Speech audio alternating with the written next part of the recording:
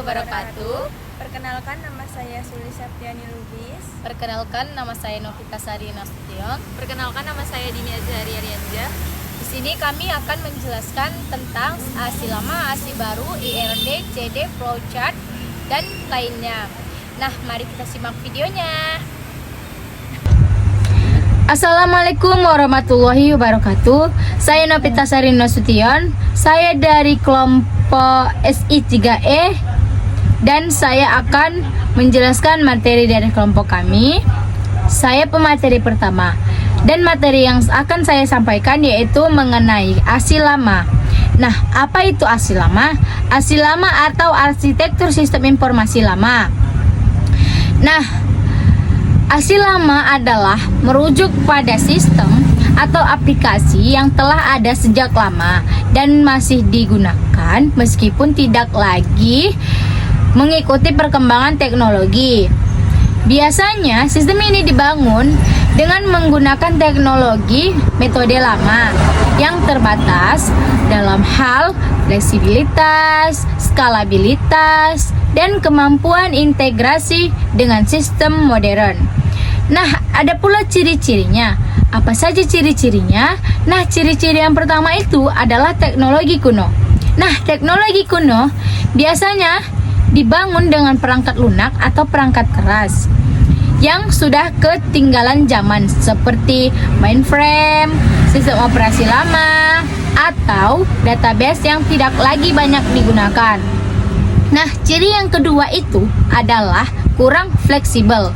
Nah, kurang fleksibel ini adalah sistem yang seringkali tidak mudah atau dimodifikasi atau diperluas. Penambahan fitur baru atau integrasi dengan sistem lama bisa menjadi sangat sulit dan mahal. Nah, ciri yang ketiga itu adalah perkembangan dengan skalabilitas. Apa itu perkembangan skalabilitas? Perkembangan ini adalah seringkali tidak dapat mengurangi volume data yang besar atau permintaan transaksi yang tinggi dengan efisien. Nah, ciri yang keempat itu adalah integrasi yang terbatas. Nah, apa itu integrasi yang terbatas? Nah, integrasi yang terbatas ini seringkali untuk menghubungkan sistem lama dengan teknologi baru atau sistem lain dengan organisasi. Nah, ada juga ciri yang kelima. Nah, ciri yang kelima ini adalah pemeliharaan yang lebih mahal. Pemeliharaan yang lebih mahal ini memiliki keterbatasan dengan dokumentasi dan keahlian. Biaya pemeliharaan dan perbaikan sistem lama bisa sangat tinggi. Nah, materi yang kedua itu adalah ASI baru.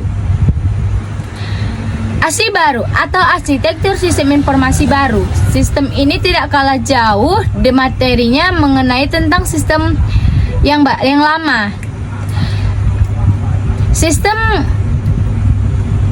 informasi baru ini merujuk pada sistem informasi yang dirancang menggunakan teknologi dan metode yang lebih modern dan mendukung kebutuhan bisnis yang lebih dinamis dan perubahan teknologi yang cepat.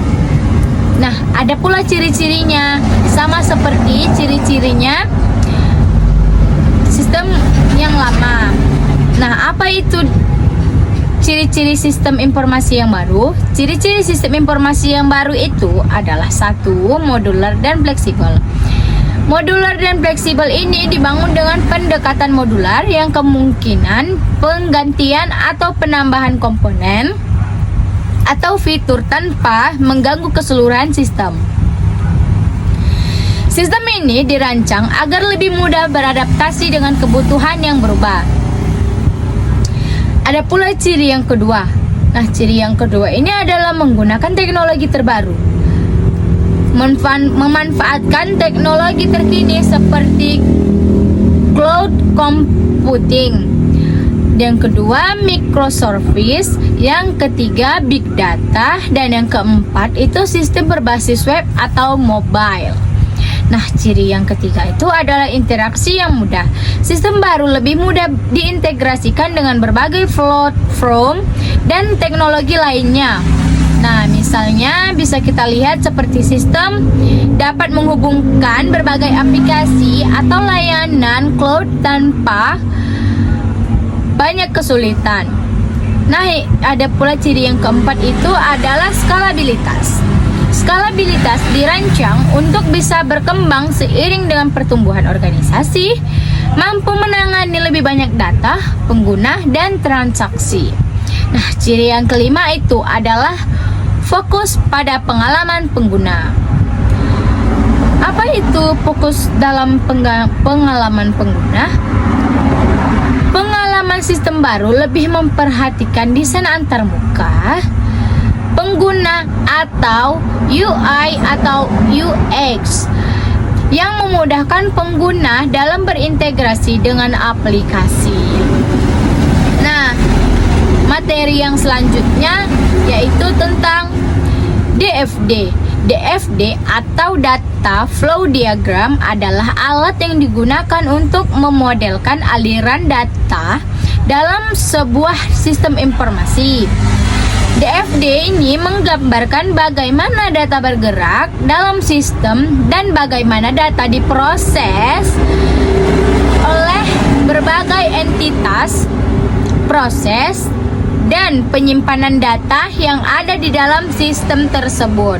Assalamualaikum warahmatullahi wabarakatuh. Perkenalkan, nama saya Sulis Septiani Lubis. Di sini saya akan menjelaskan sedikit tentang flowchart yang bertema toko swalayan. Yang pertama kita bisa mulai, lalu decisionnya yaitu belanja. Jika tidak, langsung ke proses selesai. Jika berbelanja, lanjut ke proses mencari produk, lalu lanjut lagi ke proses list belanjaan customer, lalu lanjut ke penetaran harga, lalu ke decision selanjutnya yaitu apakah ada kartu member. Jika tidak, lanjutkan langsung ke proses pembayaran. Jika iya, jika kamu ada kartu member, langsung ke potong harga member, lanjut ke proses pembayaran, lalu lanjut ke proses pemberian struk belanja. Setelah itu selesai. Dan di sini saya akan menjelaskan sedikit CD atau konteks diagram untuk sistem toko swalayan. Yang pertama, customer memberikan data pembelian ke sistem toko swalayan. Yang kedua, sistem toko swalayan memberikan nota pembelian ke customer. Lalu selanjutnya kasir memproses transaksi pembayaran dan memberikannya ke sistem toko swalayan. Keempat, sistem toko swalayan konfirmasi atau memberikan informasi pembayaran kepada kasir.